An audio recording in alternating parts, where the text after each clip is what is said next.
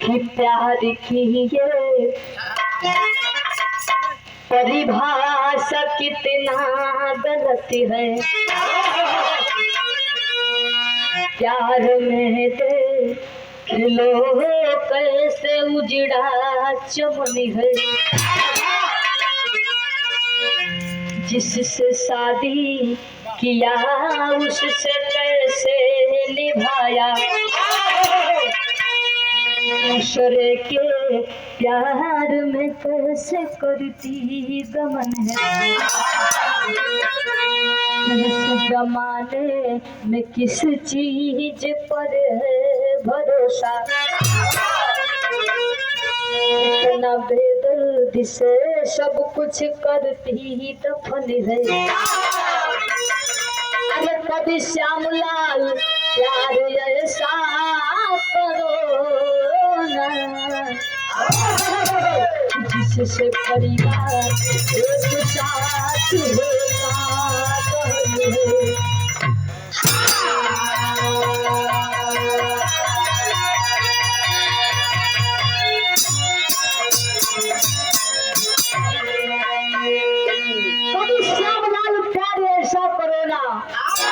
जिससे परिवार एक साथ होता तो है। बड़ा ही सुंदर यहाँ एक लाइन गजल का अंदाज है मास्टर।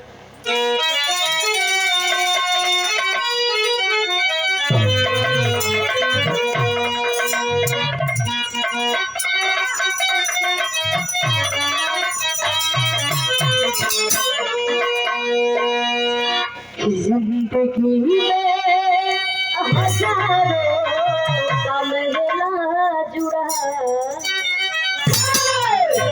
जिंदगी में हजारों का मेला जुड़ा। उड़ा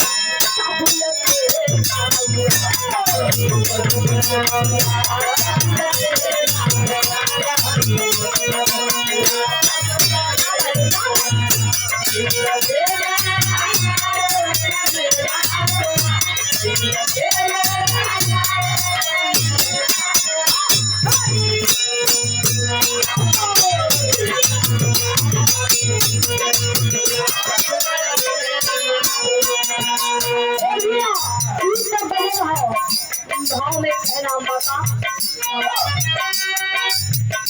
तुमसे पूछो अब दिल कितना है बड़ा।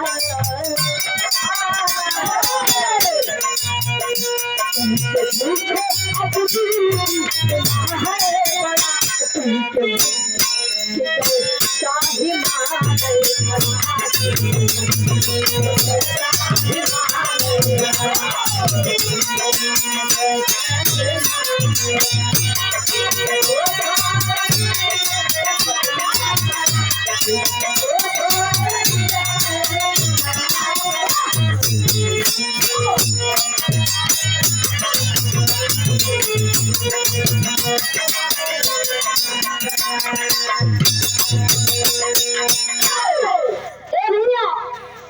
जैसे हमारी कहानी की शुरुआत हो गई।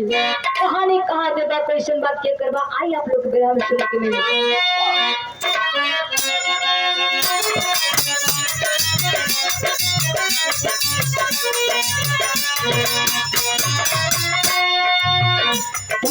हल गया हल गया घिना नायक कहानी है। हल गया घिना नायक कहानी है। परिवार बिखरा कबिया खोखरा की पानी है।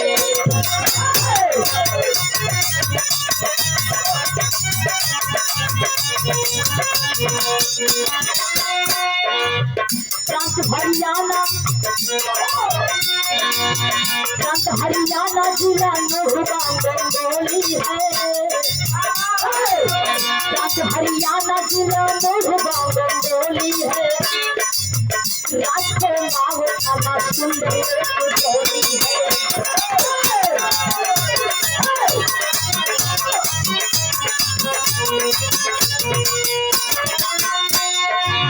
वही अजीत सिंह से मेरा का विवाह हुआ।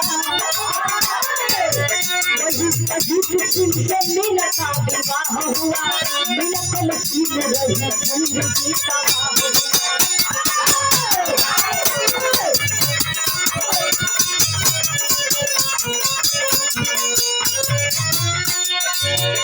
कुछ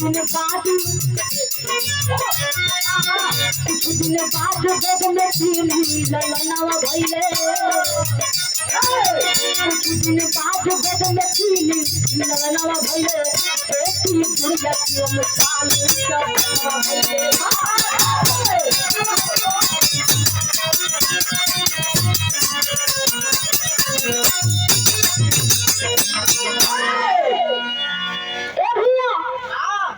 पत्नी गौर करी जा, प्रांत हरियाणा,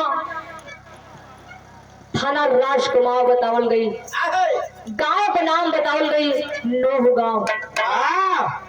वही कर रहे वाला प्रांत हरियाणा कर रहे वाला अजीत थे, जिनकी शादी मीना से होती है। ये भैया शादी कई के अजीत मीना के घरे ले लन। गांव परिवार के लोग, घर के लोग खुशबा धीरे धीरे कुछ दिन बीतत बा। मीना के गोद में भगवान भोलेनाथ के देन से 3 संतान पैदा भइलन, जौने में 1 बिटिया और 2 बेटा भइलन। घर परिवार के लोग बड़ा खुश बा। लेकिन देखा हो बाबू, धीरे धीरे मीना बिगड़ी लगली, प्यार के चलते, प्यार के मोह माया में पड़ के। अजीत अपना मेहरारू के समझावत हो, पूछत हो का मास्टर गीत लगत।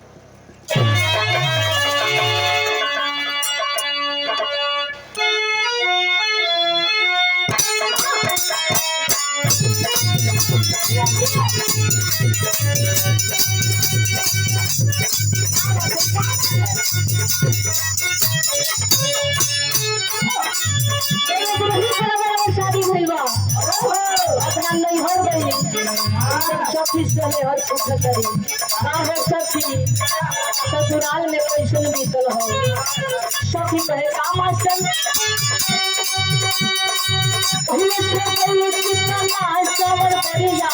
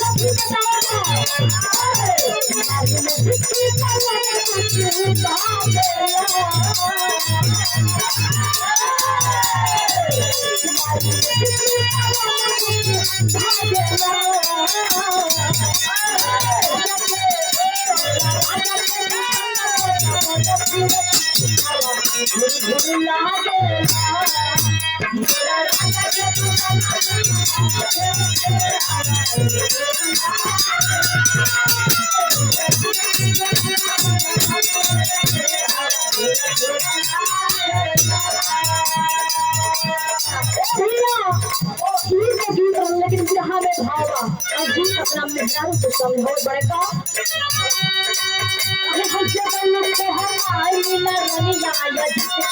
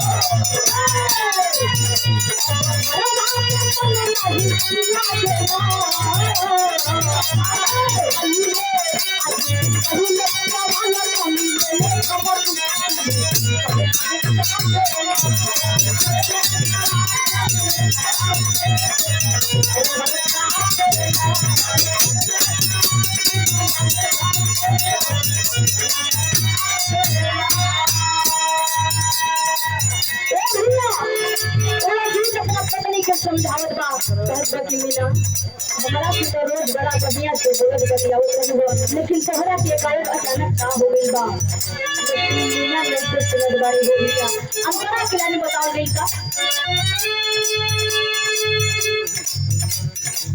और देखो विश्वकर्मा जयमाल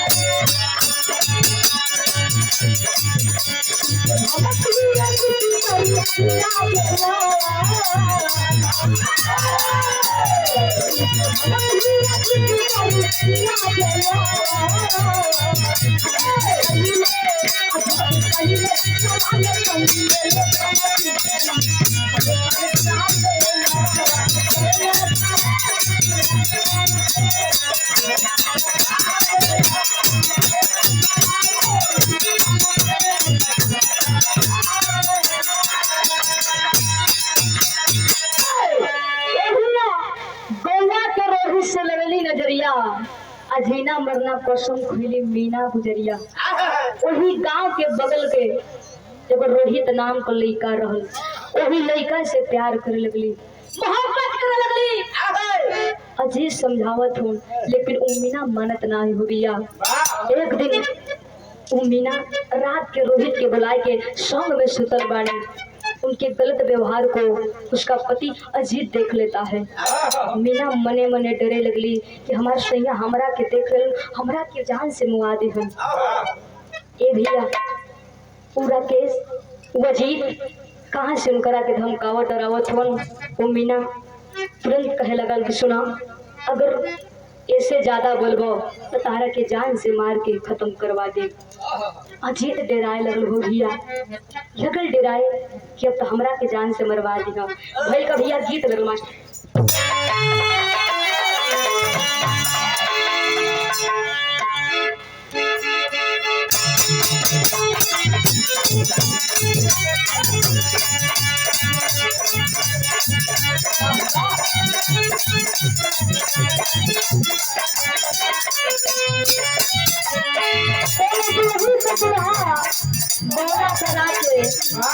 परदेश चल गई अरे वो अपना सैया जी का फोटो लेके खटिया तेरे खटिया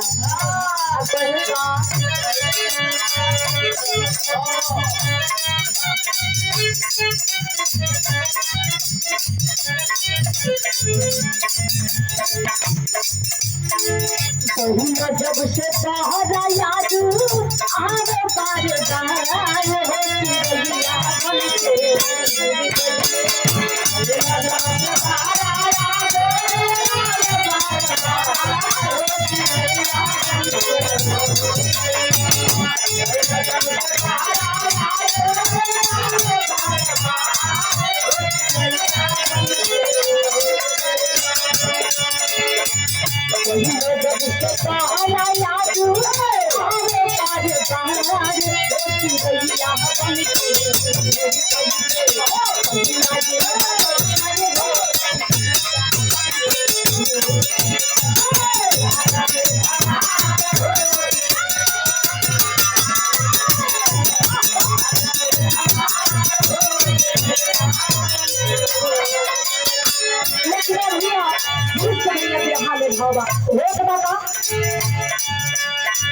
रोहित मीना कहत रहले संगे में दीदार हो किसे दिया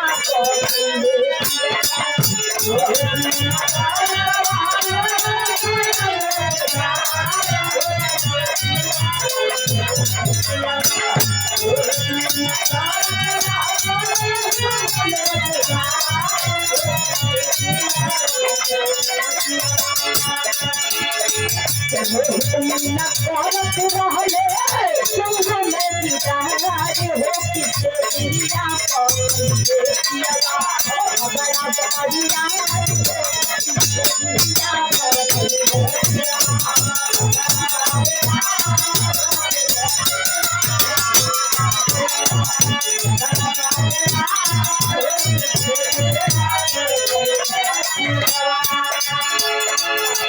कहले मीना भरावा के पिया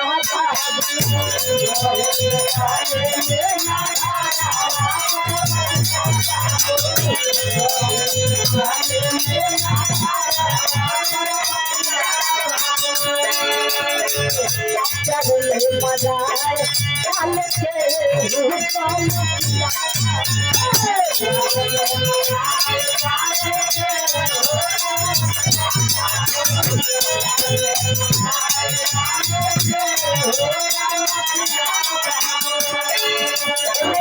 भरवा के बतिया अब प्यार में मजाज के रूप को मतिया देखा भैया इस प्यार मोहब्बत ऐसी चीज हो गई बा बहुत खतरनाक बा प्यार के चलते लड़का माँ खाते मर गए खून पर से कूद के अपन जान दे देते बना लोग का बताई जा प्यार एगो अंधा चीज बा प्यार में केहू केहू के ना चिन्हला हमारे मौसा हो कि हमारे घर में को बगल का रिश्तेदार हो कि हमारे फूफे हो जब प्यार हो गई तो हो गई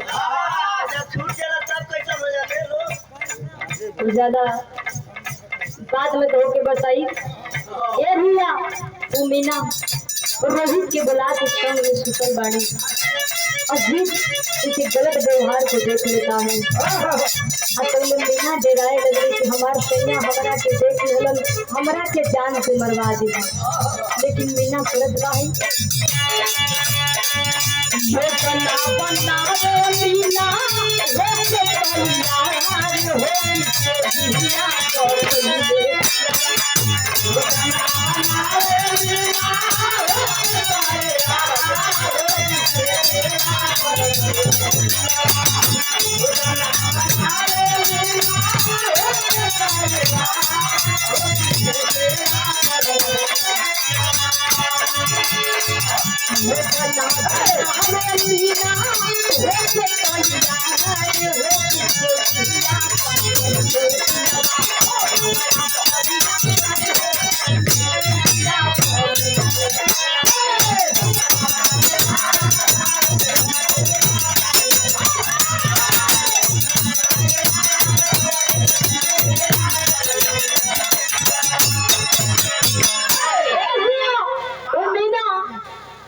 राती का योजना बनाओ थी रोहित से कहा थी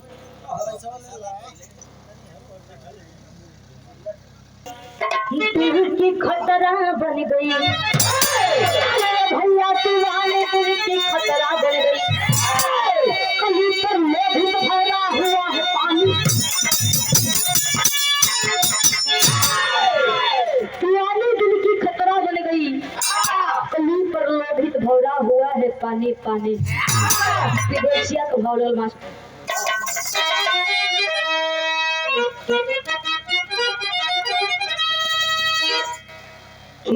ना बोलाई थी होली और रोहित के रतिया में कि आज खत्म कई दही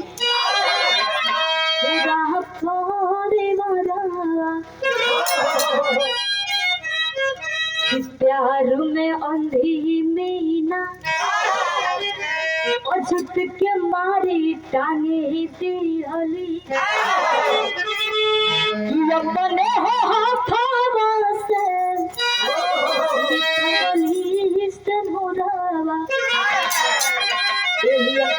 वही राती के रोहित के बुलाए के योजना बनावत थी अपना सैया के मारे बटे, अपना सैया के मार के तवांग तंगवा दिलिए भैया। आज अपने हाथे अपन सिंदूर मिटा दिली। देखा भैया हर मेहरारू को सपना होला कि हमार सैया जी हमार राजा जी हमरा सोझे रह, दो पैसा कमे कमाए हमरा याकी के सोझा जी। लेकिन एगो ई मेहरारू बा कि प्यार के चलते अपना सैया के जान मरवा दिलस। आज अपने ही हाथे अपन सिंदूर मिटा दिलस। आगे कैलस का भैया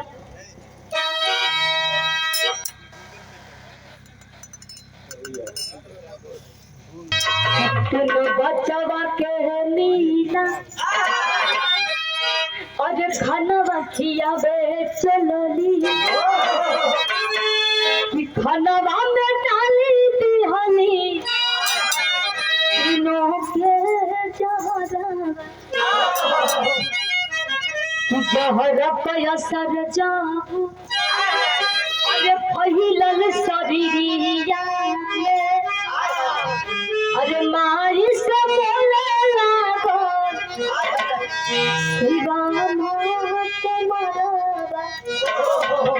भैया मीना अपना पति के मरवा के 3 गो मासूम बच्चा रहलन उन्हीं के डेली खाना खियाव। छोटकी गुड़िया के खाना खिया के बगल में बैठा देली, शिवम के भी खाना खिया के बगल में बैठा देली। सालू के खियावत थे। सालू पूछत बा कि माई रोज तो हमन के बड़ा बढ़िया से खुश होके खाना खियावल, लेकिन तोहरा के आज का भइल बा, काहे मन उदास कैले बाड़ू। ये भैया वो तीनों मासूम बचवन के का पता कि माई हमन के खाना ना बल्कि खानवा में जहर मिला के खियावत बिया। वो मीना तीनों बचवा के खाना में जहर मिला के खिया दिल सो भैया। वो तो बाका मास्टर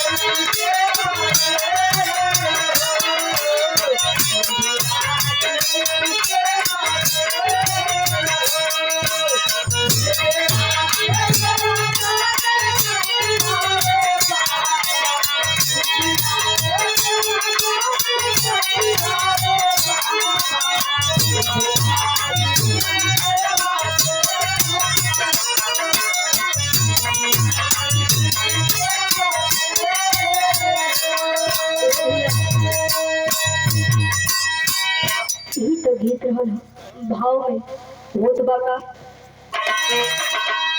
कि मुहवा से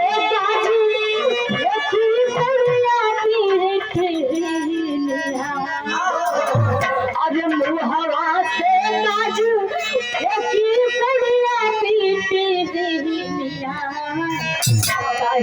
माई हो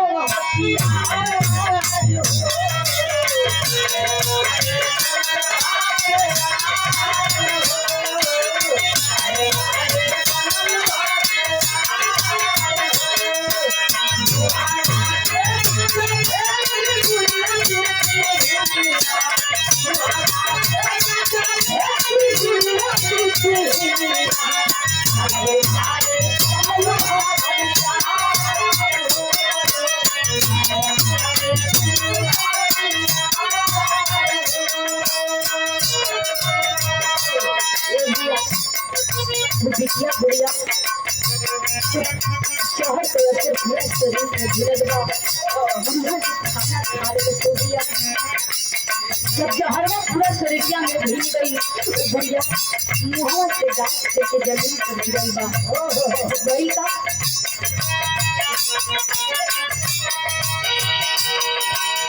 जनती जमाई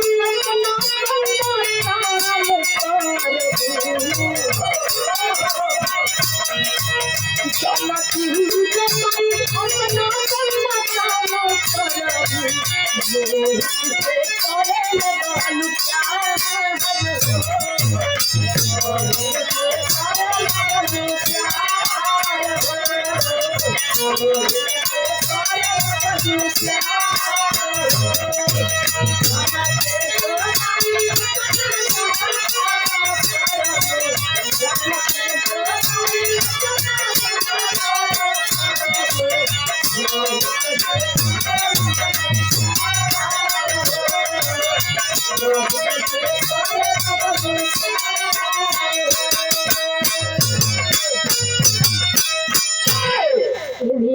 शिवम माई से पूछत बाकी माई तो रोहित नाम के लड़का से प्यार करत रहलू ना, प्यार करके कहीं चल जाए के चाहत रहल, लेकिन हाई तीनों बचवा के काहे जान से मारत तारू, काहे मुआवत तारू।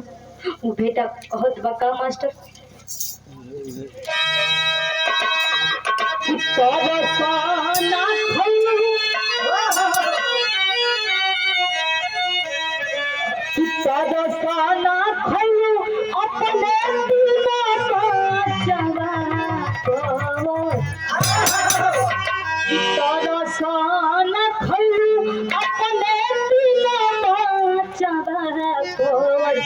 अपने कही के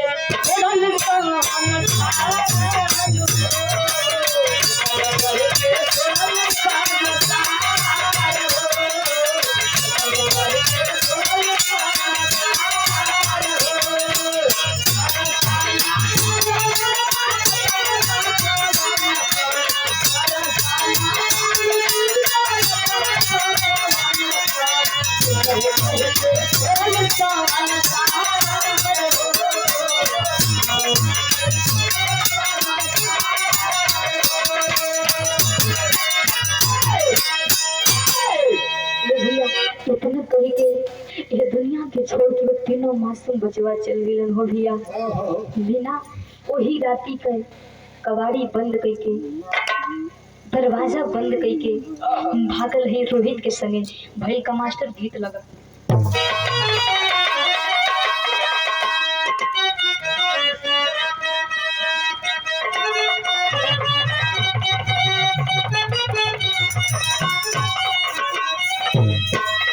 हमारी बगिया के हमारी बगिया के हो सोल सुगनावा सुगना बहावा पूरी तना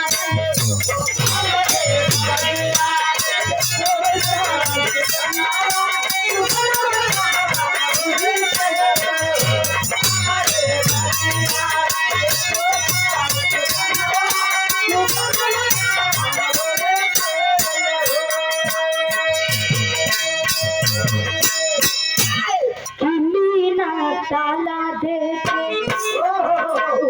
मीना ताला दे के रानी भवनावा बिहनावा आई गई से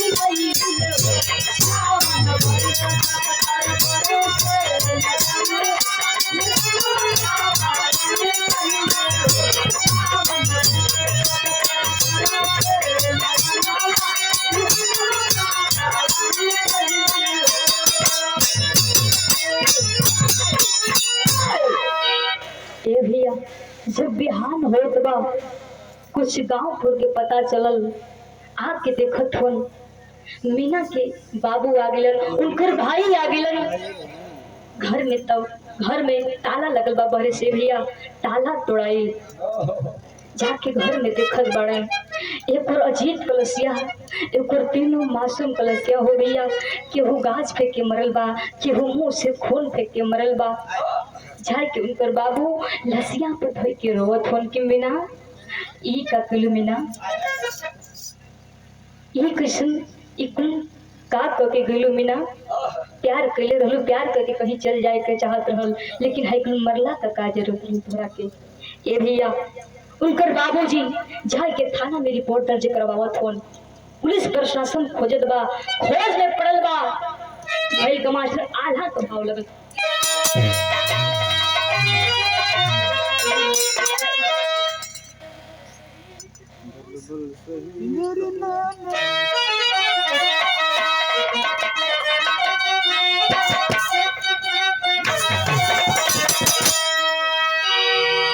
बल बल शहीद फूल हालत ही में पहले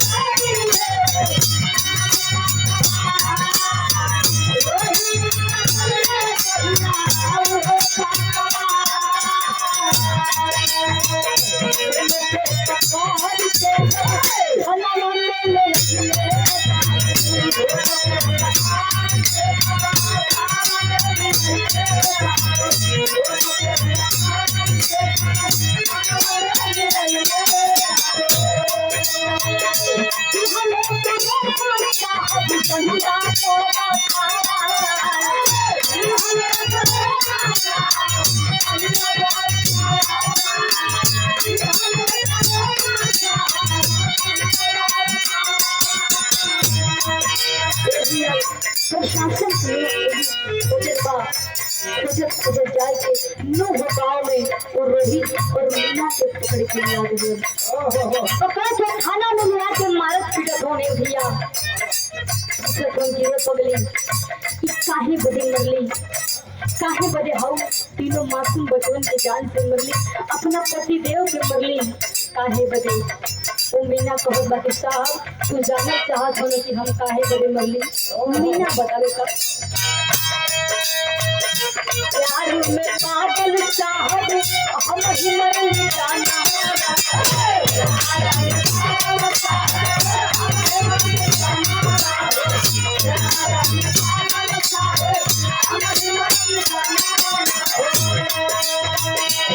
तू जाना चाहत हो कि हम काहे बदे जान से मरली। हम रोहित से प्यार करे लगली मोहब्बत करे लगली सोचली कि काहे अपना पूरा परिवार को जान से मार के खत्म करके हम गुरुजन सुकून के साथ जिंदगी जिया जाए यही बदे अपना पूरा परिवार के जान से मार के खत्म करी। प्यार में पागल साहब हम ही मरली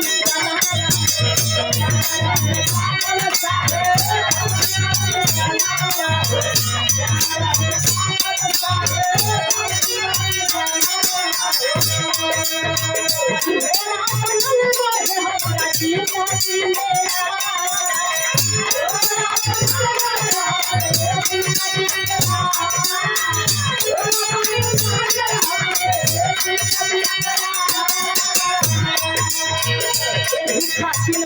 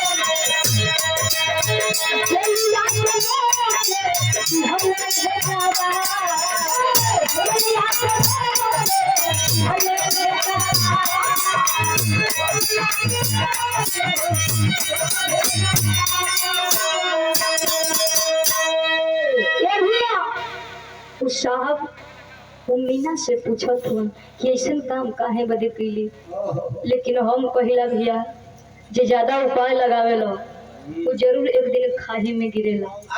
मीना सोचले कि प्यार करके कहीं निकल जाई, लेकिन प्यार के बदला में उनके काम मिलल जेल। दोनों जन के जेल भइले भैया। हमरे बिरहा के आखिरी लाइन बा, खड़ी का भाव लगल का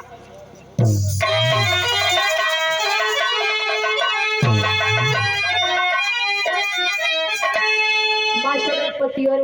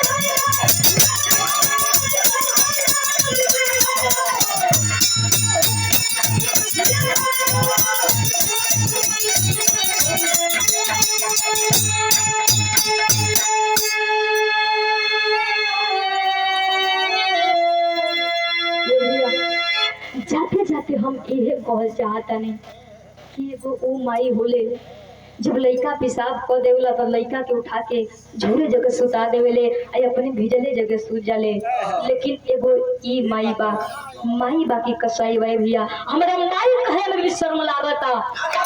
बाहर मीना प्यार के चलते प्यार के मोह माया में पड़ के अपना पूरा परिवार के जान से मरवा दिया। बड़ी कमाशर गुरु घराना का परिचय